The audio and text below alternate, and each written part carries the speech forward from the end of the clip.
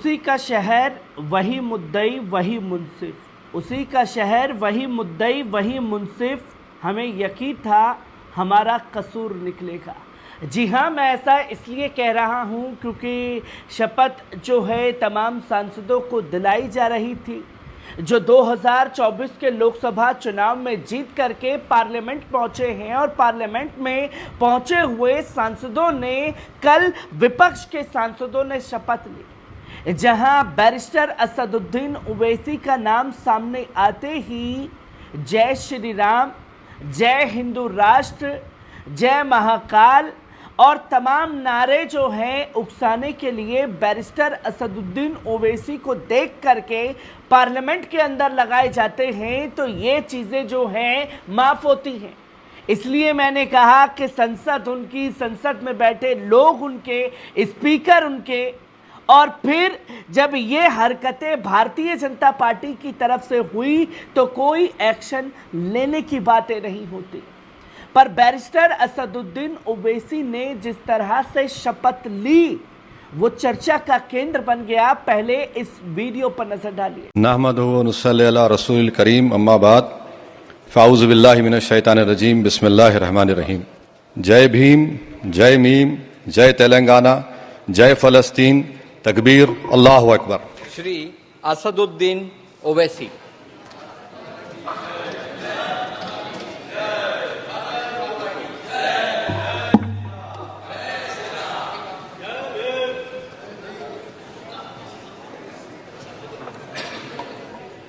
नहमदुहु व नुसल्ली अला रसूलिल करीम, अम्मा बाद, फ़ाऊज़ु बिल्लाहि मिनश शैतानिर रजीम, बिस्मिल्लाहिर रहमानिर रहीम। मैं असदुद्दीन ओवैसी, जिसे लोकसभा का रुकन मुंतखब किया गया है, अल्लाह के नाम से हल्फ उठाता हूँ कि मैं भारत के आइन पर जो क़ानून के मुजब तय पाया है एतक़ाद रखूँगा, उसका वफ़ादार रहूँगा। मैं भारत के इक़्तिदार आला और सालमियत को बरकरार रखूँगा और जिस ओहदे को मैं संभालने वाला हूँ इसके फ़राइज़ और वफ़ादारी से अंजाम दूँगा। जय भीम, जय मीम, जय तेलंगाना, जय फ़लस्तीन, तकबीर, अल्लाहु अकबर। आपने सुना बैरिस्टर असदुद्दीन ओवैसी को, जहां बैरिस्टर असदुद्दीन ओवैसी ने साफ तौर पर यह कहा जय संविधान, जय फ़लस्तीन, नारे तकबीर, अल्लाहु अकबर।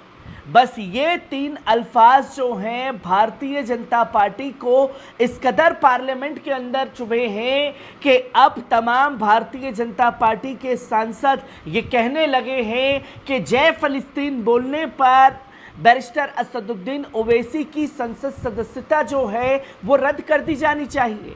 और तो और ये कहने लगे हैं कि भैया बैरिस्टर असदुद्दीन ओवैसी को पार्लियामेंट से निकाल देना चाहिए। इन्होंने माहौल बिगाड़ने का काम किया है। कौन सा माहौल बैरिस्टर असदुद्दीन ओवैसी ने अपने अल्फाज से बिगाड़ दिया, ये जरा उन भारतीय जनता पार्टी के सांसद पहुंचे हुए सांसदों से पूछने की ज़रूरत है, जो एक दाढ़ी टोपी देख करके, एक मुस्लिम नाम देख करके जय श्री राम के नारे लगाते हुए नज़र आते हैं। उससे कोई गुरेज नहीं करते, उनके ऊपर एक्शन लेने की बातें नहीं की जाती। पर बैरिस्टर असदुद्दीन ओवैसी के ऊपर जो है एक्शन लेने की तमाम बातें कही जाती हैं, जो कई सारे सवाल जो हैं लगातार खड़े भी कर रही हैं और ये बता रही हैं कि किस कदर जो है एक नफ़रत फैलाई जाती है। और उसी नफ़रत में बैरिस्टर असदुद्दीन ओवैसी के ऊपर जो है एक्शन लेने की बातें जो हैं वो कही जा रही हैं, जो कई सारी चीज़ें जो हैं लोगों के सामने आई हैं, जिसमें ये साफ तौर पर कहा जा रहा है कि बैरिस्टर असदुद्दीन ओवैसी की संसद सदस्यता जो है वो रद्द कर दी जानी चाहिए।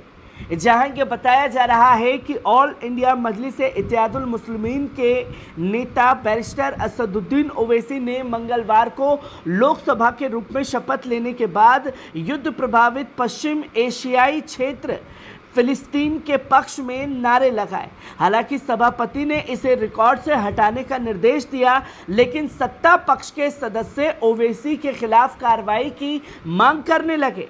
ऐसे में ये जानना जरूरी है कि ओवैसी ने संसद सदस्यता के रूप में क्या सच में नियमों का उल्लंघन किया है, जहां ये बताया गया कि संसद चुने जाने के लिए सबसे पहला नियम है आपको भारत का नागरिक होना चाहिए। इसके साथ ही शपथ में साफ साफ स्पष्ट है, बतौर सांसद वे व्यक्ति विधि द्वारा स्थापित भारत के संविधान के प्रति सच्ची श्रद्धा और निष्ठा रखेगा।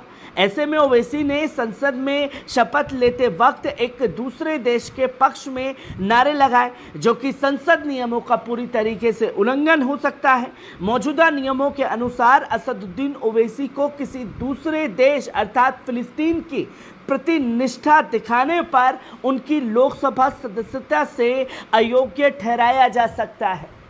ये हथकंडा जो है अपनाने की कोशिश की जा रही है बैरिस्टर असदुद्दीन ओवैसी के खिलाफ, जिसमें नियम कानून जो हैं वो बताने की कोशिश की गई, जिसमें आर्टिकल 102 के तहत संसद की योग्यता पर प्रावधान है, जहां यह बताया गया पहला नियम कि अगर कोई सांसद भारत सरकार या किसी राज्य सरकार के लाभ के पद पर आसीन पाया जाता है तो संसद में उसकी सदस्यता को अयोग्य करार दिया जा सकता है। वहीं दूसरी तरफ अगर उसकी दिमागी स्थिति सही नहीं हो और कोर्ट ने उसे दिमागी तौर पर अनफिट करार दे दिया हो, तब जाकर के संसद सदस्यता रद्द होगी। तीसरी बात कही गई है कि अगर वे घोषित दिवालिया हो, ऐसे में तो उसके खिलाफ संसद सदस्यता रद्द की जा सकती है। यदि वे भारत का नागरिक नहीं है या उससे स्वेच्छा से किसी ने दूसरे देश की नागरिकता प्राप्त कर ली है या किसी दूसरे देश के प्रति निष्ठा या लगाव रखता है तो संसद सदस्यता जा सकती है, जिसमें चौथे नियम को आधार बना करके बैरिस्टर असदुद्दीन ओवैसी की संसद सदस्यता रद्द करने की बातें कही जा रही है। वहीं इस पर भाजपा सरकार ने एक पदाधिकारी ने मंगलवार को दावा किया कि हैदराबाद के सांसद को एक विदेशी देश के प्रति निष्ठा दिखाने के लिए लोकसभा की सदस्यता अयोग्य कर दी जानी चाहिए, जहां पर मंत्री किरण रिजिजू ने कहा कि उन्हें कुछ सदस्यों से फिलिस्तीन के जिक्र को लेकर शिकायतें मिली हैं। उन्होंने कहा कि वे टिप्पणी के संबंध में नियमों की जांच जरूर करेंगे। रिजिजू ने कहा कि फिलिस्तीन या किसी अन्य देश के साथ हमारी कोई दुश्मनी तो नहीं है, एकमात्र मुद्दा ये है कि शपथ लेते समय क्या किसी सदस्य के लिए किसी अन्य देश की प्रशंसा करते हुए नारा लगाना उचित है। हमें नियमों की जांच करनी होगी। कुछ सदस्य मेरे पास आए हैं और शपथ के अंत में फिलिस्तीन के नारे लगाने के बारे में शिकायत की है। तो वहीं भाजपा आईटी सेल के प्रमुख अमित मालवीय ने संविधान के अनुच्छेद 102 का एक अंश पोस्ट किया, जो संसद सदस्यता के रूप में अयोग्य के आधार निर्धारित करता है। उन्होंने कहा कि मौजूदा नियम के अनुसार असदुद्दीन ओवैसी को एक विदेशी राज्य यानी फिलिस्तीन के प्रति निष्ठा दिखाने के लिए उनकी लोकसभा सदस्यता से अयोग्य ठहराया जा सकता है।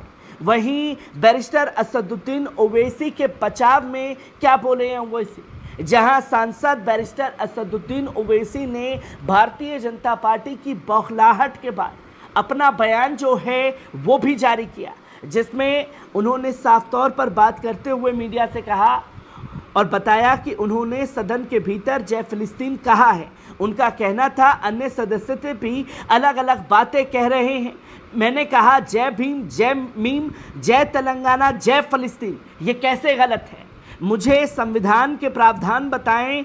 आपको दूसरों की बात भी सुननी चाहिए। पढ़िए कि महात्मा गांधी ने फिलिस्तीन के बारे में क्या कहा था। ये पूछे जाने पर उन्होंने फिलिस्तीन का उल्लेख क्यों किया। ओवैसी ने कहा कि वे उत्पीड़ित लोग हैं और उत्पीड़ित लोगों की आवाज़ संसद के अंदर उठाई जा सकती है। अब दोस्तों, बैरिस्टर असदुद्दीन ओवैसी के सामने लॉ की बातें जो हैं भारतीय जनता पार्टी के वो अनपढ़ नेता कर रहे हैं, जिन्हें लॉ का एल भी नहीं पता। और जहां खुद बैरिस्टर असदुद्दीन ओवैसी एक बैरिस्टर हैं, हर नियम कानून को बखूबी जान करके अपनी बात को रखते हैं, तो इसलिए बौखलाहट जो है दूसरे खेमे में शुरू हो चुकी है, जहां भारतीय जनता पार्टी बुरी तरीके से बौखलाई हुई है।